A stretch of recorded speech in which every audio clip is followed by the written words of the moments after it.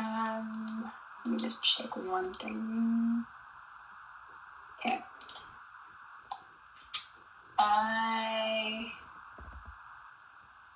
So it looks like pretty soon we're going to start on the Milton hotels and meals. I'm going to share my screen. So the actual validation workbook looks the same. It's going to have the same columns. I just wanted to run through the master just because I tried to clean it up a bit so that it was a bit simpler to read.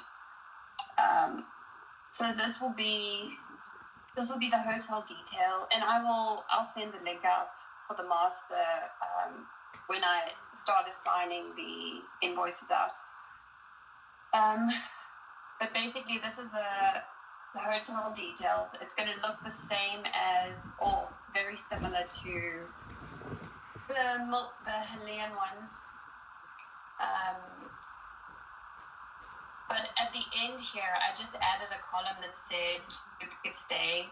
If it says yes, then you need to note an exception in the validation workbook. And I just want to put this out there based on all the workbooks that I've reviewed so far.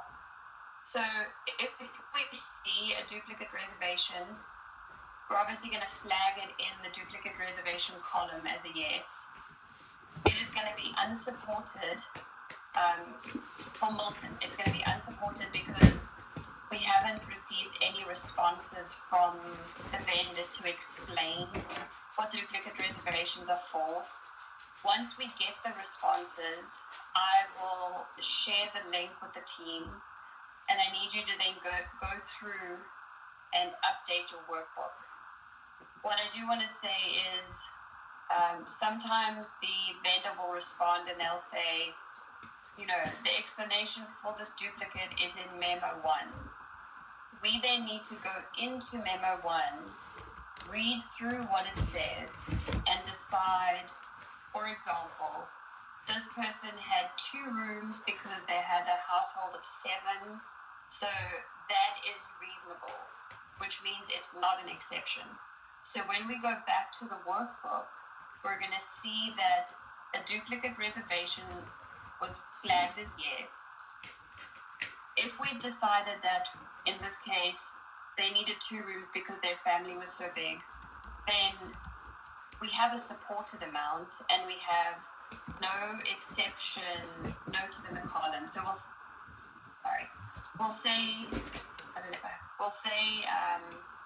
support the value. Well, we won't have any numbers in the attribute column because there'll be 2s because we don't have an exception. But in the comment column, you will say that there was a duplicate identified. The vendor explained that this guest required 2 rooms due to a household size of 7, no exception noted. Like that's what we're hoping for. That's a clean case. There are also other instances where I've seen that there's a duplicate reservation, and either the whole of the second reservation is credited or part of the second reservation is credited. In instances like that, if we go to so if they say to us the second line of the duplicate was refunded, what we need to do is go into the refund tab and just see. It's usually the easiest to search by survivor name, and then just go and check and see that the hotel name and the period of the stay and then the total refund that they issue, that all of that agrees to what's on your line. If that's the case, then we will support the duplicate reservation. So we will have a value in the supported column. We will have 2s in the attribute column because we don't have an exception. And in the comment column, we need to say that we identified a duplicate reservation and that the vendor confirmed that this reservation was refunded under, say in this instance, under invoice 4. Therefore, there is no exception. And the reason we support both lines of the duplicate reservation is obviously because later on we're going to support the refund. So the net effect is that we're only supporting one line of the duplicate. If any of this doesn't make sense, please tell me and I will try and explain it again. I'm just trying to tell you all the little bits and pieces that I've seen that maybe not everyone has seen when they were doing their reviews. So if anyone is confused, please let me know. Sorry, I have a quick question. So when you said there's no exception noted, for example, if there's a duplicate for a household size of 7, is there a minimum that we should say that there like anything over 4 for household size, for example?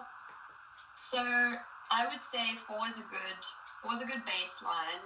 However, I have seen instances where there was a family of 3, and they had 3 rooms, but the vendor came back and said it's because this particular, it's not really a family, but this particular family was actually 3 separate roommates that in their original residence had 3 separate living quarters.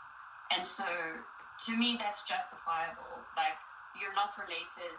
You lived separately before the disaster, so you don't need to share a room now during the disaster. So I would say that 4 is a good base. Anything below 4, there would have to be more information to support exception. Another example was I think it was also a household of 3, I can't remember, but one of the family members, due to their due to their medical condition, they needed their own room. So in that case, the family unit of 3 got 2 rooms. But the vendor could explain it. They could say that there was a medical reason for having the extra room. Right. Or I've seen, I'll give you one that I saw. Same thing, household of less than 4, but they had 2 rooms, and the reason was this person had 5 dogs, 5 large dogs. So they asked for a second room. So yes, I would say 4 is a good number, but you have to be justifiable reasons for anything less than 4. And anything over 4, you just automatically say that there's no exception noted? Yes, because it makes sense. Because if you think, in theory, that's specifically for Milton, right? Not Helene as well. Well, it would have applied to Helene as well. If I saw something like that, I did update it. If I didn't call it out in your comments, I did update it. Okay. But because if you think about a hotel room, at the very least it's got 2 queen size beds. So assuming these people don't want to sleep in the same bed, you could put 2 people in one room. Mm-hmm. So that's the reasoning behind that. Right. I'm trying to. There was one more that I saw that had to do with the brace, and this is my bad that I didn't explain this. So normally, you can have instances where there are multiple cause for an exception.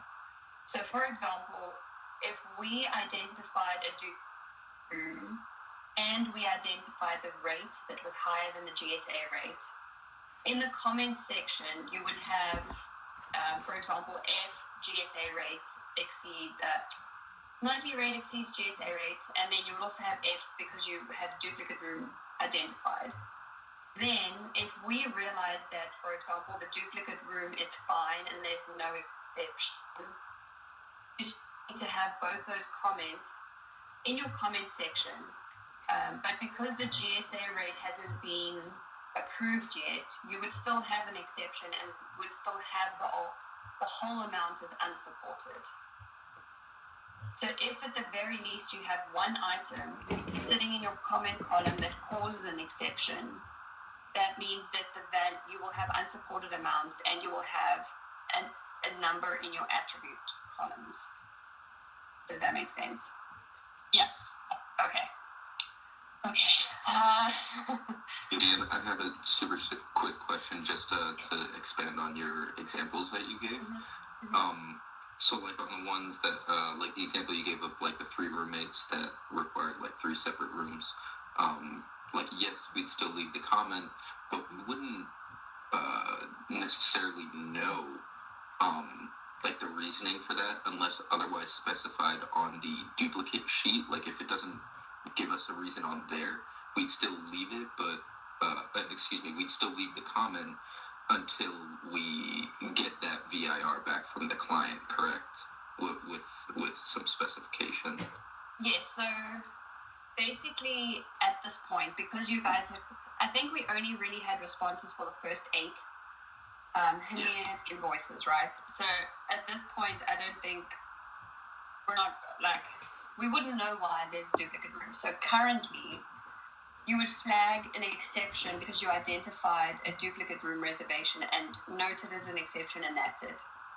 Once they come back and they tell us these are the reasons, then we have to go back into the workbooks and then we'll update and say, for example, this household had 3 adult males that were roommates and never shared living quarters before.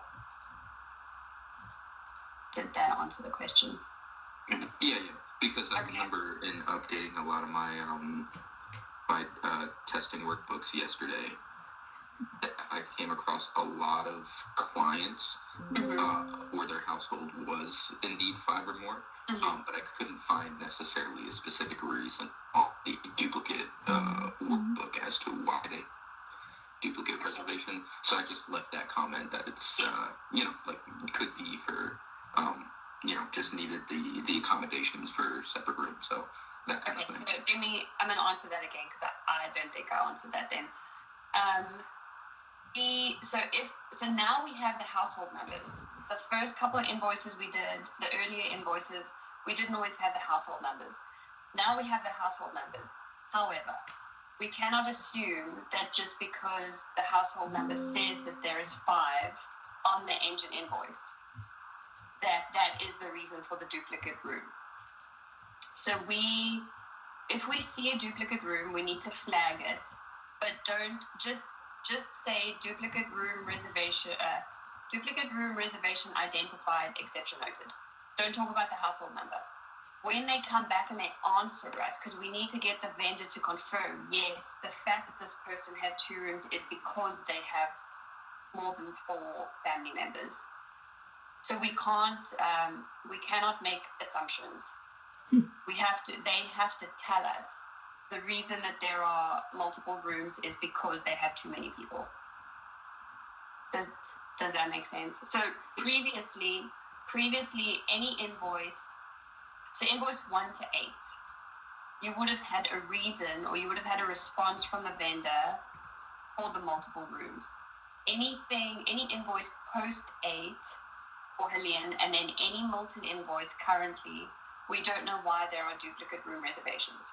So we just say we identified a duplicate room reservation and it's an exception. We don't talk about the household number until they come back to us and explain the reason for the duplicate. Does that help? Does that make sense? Yes, it does. Okay. I'm just trying to think, now that we're on the subject, what nuance I may have had going through yesterday. Hold on, let me look at my notes real quick. There was another few. Again, I wouldn't assume that it'd be a duplicate, but it was the same client with the same client ID. However, the booking dates were like substantial or sequential dates. Meaning, I wouldn't consider that a duplicate booking, correct? Yeah. Okay, just wanted to double check that. If they overlap, so if it's like the 1st to the 4th and the 4th to the 12th, there's that overlapping day, we're not going to call that a duplicate because they obviously have to check out and then check in on the same day. Okay, I didn't think so. I just wanted to double check that since we were on the subject. Please ask me all the questions. I might not have all the answers, but we're trying. So, ask me all the questions. Okay. Any more any more duplicate quirks that anyone needs help with? All good. Okay. So, just again, this is the hotel details, and the you just have to filter on. Yeah, you have to filter on your invoice, obviously, and then check to see whether you've got any duplicates. If we have a duplicate that says yes, then it's an exception. Okay. The incidentals. So far, the majority of the incidentals, and these are, I had someone's workbook open. So these are the incidentals, these two. That's on the master file, this incidental is supposed to refer to only pets and parking. Oh, it took me up. No, I was just going to say I didn't see that screen, but you pulled it up now. Okay. So this is within the workbook.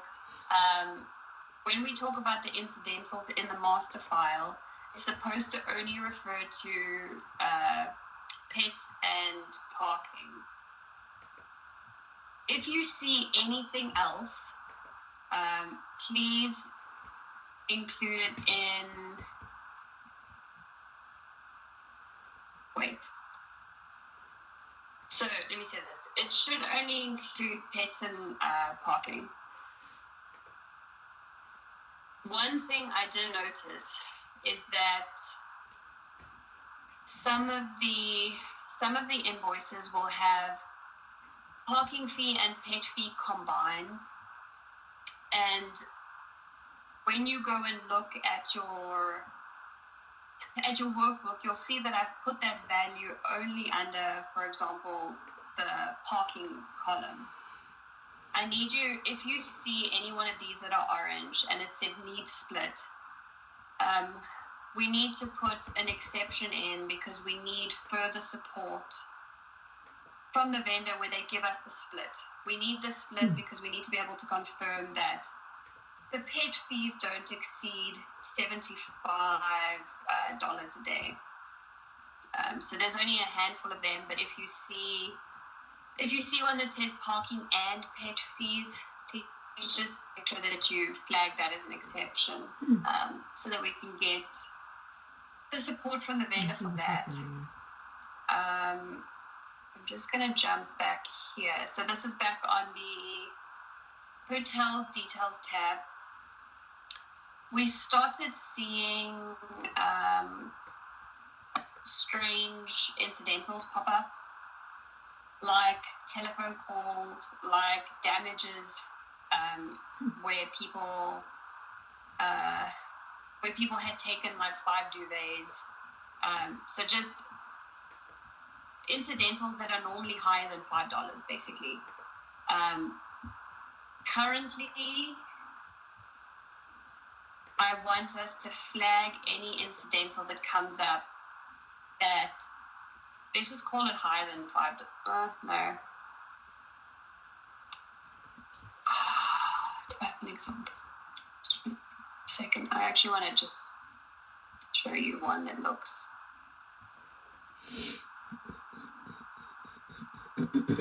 Okay. So let me say it this way. You can see that the incidentals that they have listed over here are minimal amounts. They're not large amounts.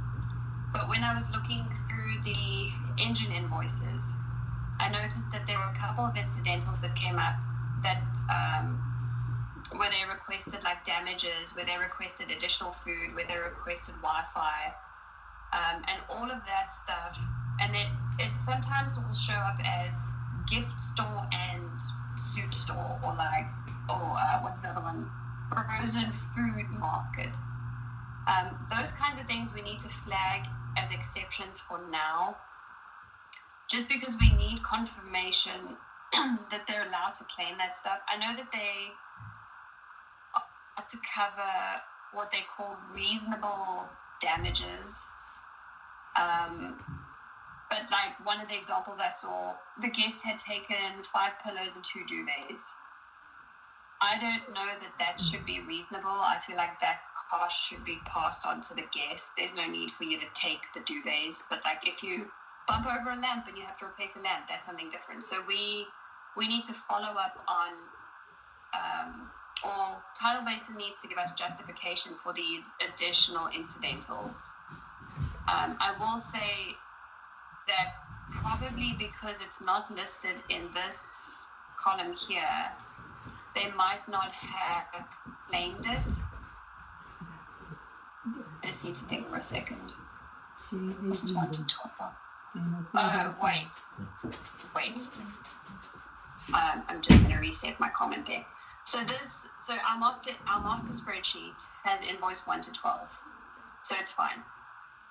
When we get further into these invoices, they started issuing invoices that only consisted of incidentals. That's where I saw it. That's why it's not in this table. It only consisted of incidentals, and those were the bigger incidentals, like the Wi-Fi and the damages and the additional food and all that. So when we get to that point, we can regroup and talk about it. Okay, so delete what I just said. Your incidentals are your incidentals. If you see anything funky, like I think Julia and Dante might have seen this where, for example, in invoice 12 for this line item, they didn't claim an incidental. But if you went and looked on the engine invoice, you saw that there was actually an incidental amount.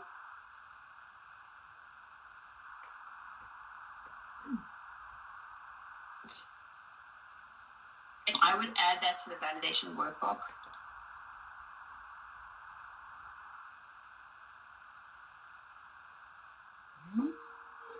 Mm-mm.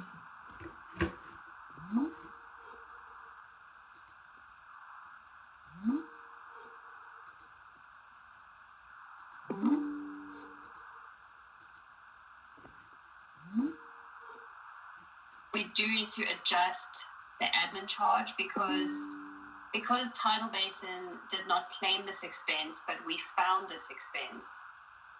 There is no admin fee attached to it. So they would have claimed, for example, $100, and they would have calculated an admin fee on the $100. But when we go and look at the engine invoice, we see that it's actually $105 because of the incidental. So we're just going to calculate the admin fee on the $100 that they claimed. So all that means is if you're looking at your formula, you just need to remove the take this cell out of the formula. Does that make sense? I said a lot there, and I feel like I might have confused people a little bit. I'm sorry, Leanne. Can you repeat it? Only because my Wi-Fi went out and it put me like an on hold call, so I may have missed some of that. If you don't mind. That's okay. So what I was just saying is a couple of the validators have seen that even though, for example, the line item, so the light blue section of your validation workbook has no incidental cost. When they went through the Tidal Basin when they went through the engine invoice, they realized that there was actually an incidental cost on the engine invoice. Mm-hmm. What this means is that Tidal Basin was charged for the incidental, but they did not claim the incidental back from FDEM. Okay. So what we're going to do is we're going to include that additional incidental that we saw in column BB, it might not be BB, incidental coverage fee.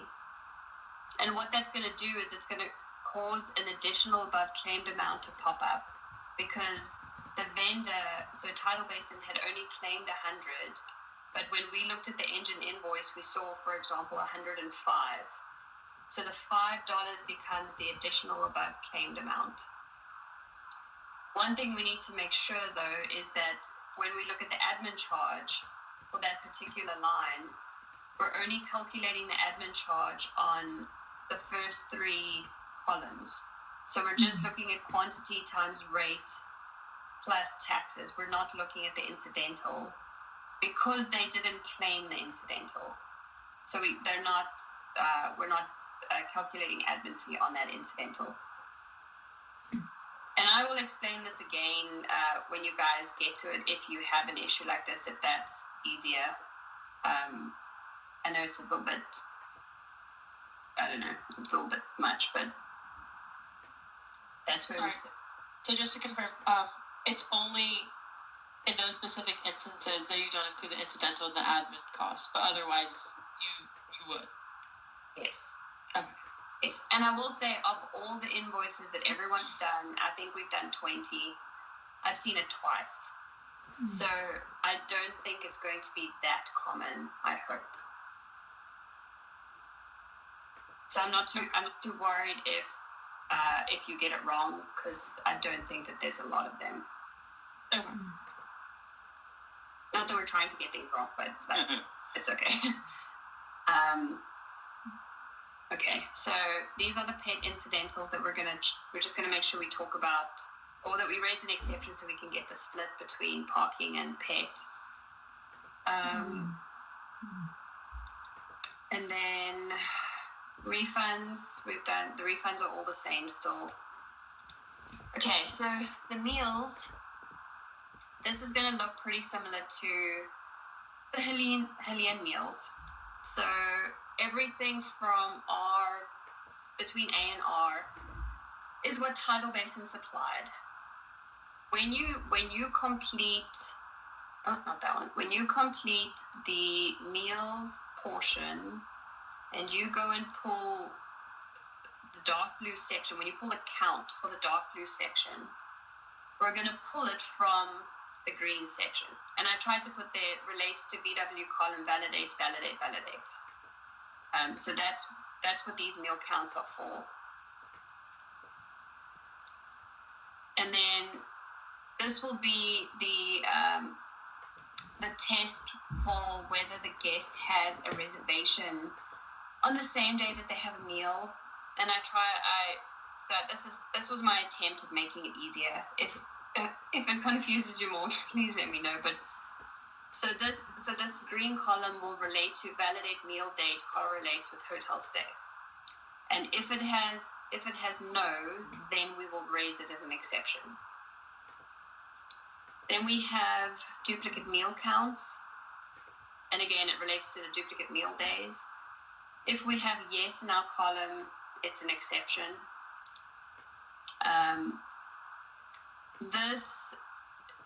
This one is, so the last three do not have columns the way the duplicate meals have a column, and they don't have columns like this. You wouldn't be able to flag it as a yes and then put a note in.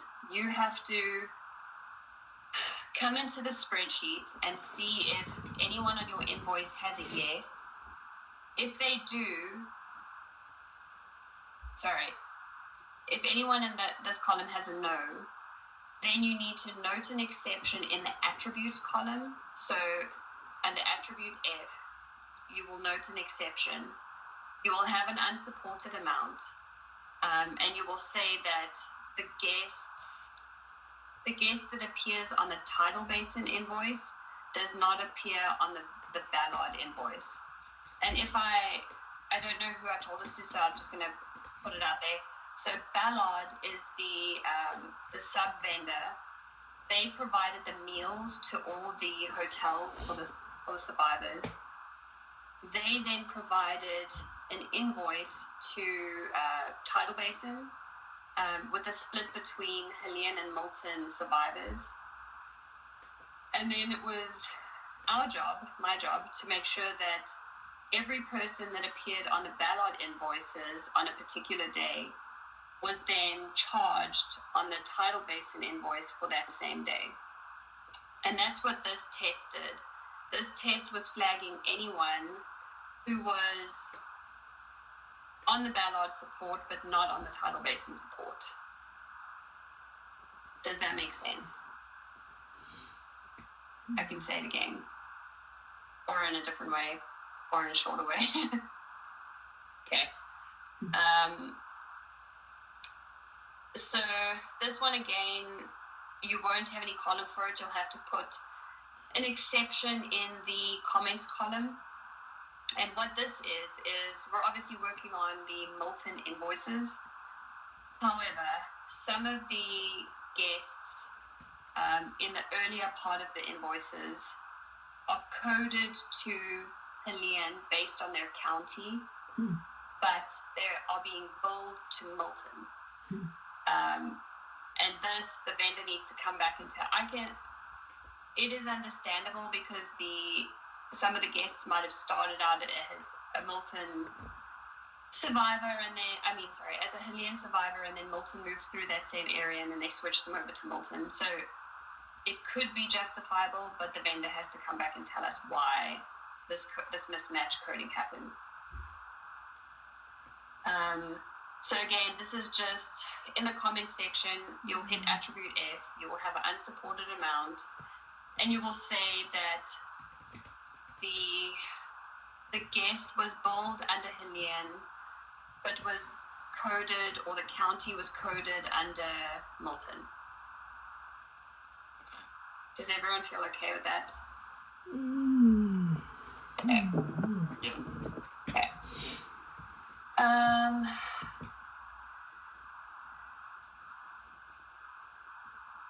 Oh my God,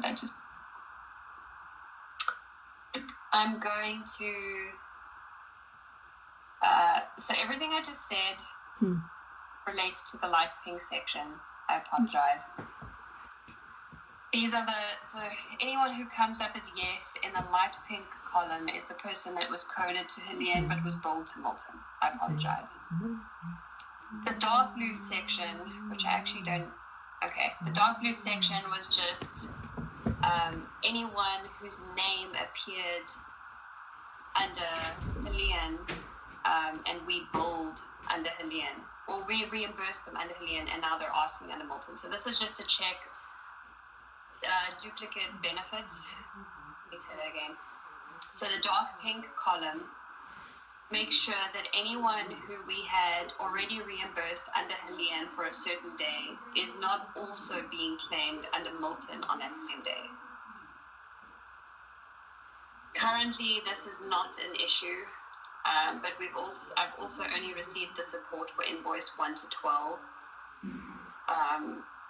So that's why this is still just hanging in there, even though it's just all no.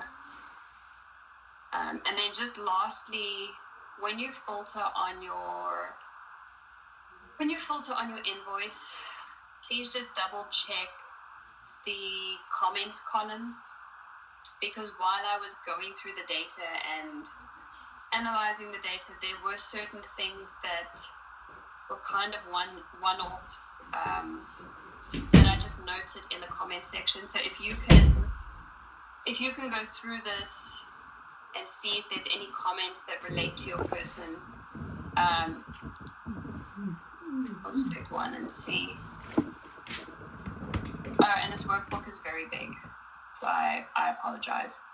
It might take a minute to think. If you want to save this down onto your desktop, it might work a little bit quicker. So just something like this, where I would just add this in as a comment to say that this guest had 2 guest IDs that appeared. This information has been sent to Tidal Basin, so they will come back and let us know what's up, why it looks like that. But yeah, so for the meals, the green one, the yellow one, the brown one, the 2 pink ones, and then double check the blue one. That's all the strange things I have seen so far in the data. And then we're obviously pulling the meal count from the green section. I want to say that I tried to lay this out as user-friendly as possible. I hope it works. If it doesn't work, if you're confused, please ask me, and we can go over this again. I don't mind. But I want to say that after we've been through Helene, where I feel like it was a little bit messy, I'm hoping that Milton is a bit more concise and easier to read and easier to understand. So yes, when you start getting, also the Milton invoices are very, very big. I think the smallest one is just short of 500,000. So it will take a little bit longer. My plan is to give you 2 weeks to get through it.